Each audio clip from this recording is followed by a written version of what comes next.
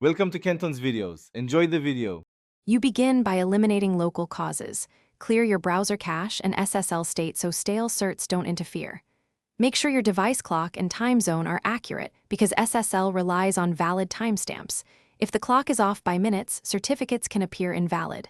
Next, flush the DNS resolver cache and once done, switch to a known public DNS like 1, 1, 1, 1 or 8, 8, 8, 8 to rule out corrupted records that redirect you to a mismatched certificate. Now you probe the server side.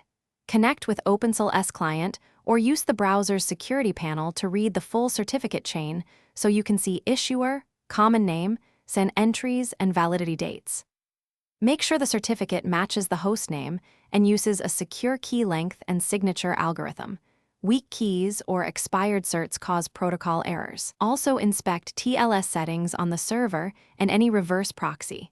Incorrect ciphers or forced old TLS versions will trigger the error, so adjust to modern. Finally, deploy fixes. Replace or renew the certificate and restart the web server and any load balancers so the new chain is served consistently. Make sure the server supports TLS 1.2 or newer and enables strong ciphers. Validate the result with SSL testing tools or curl to see the negotiated protocol. If the error keeps happening, test from a different device or network to determine whether the issue is client-specific. And use the single troubleshooting tip.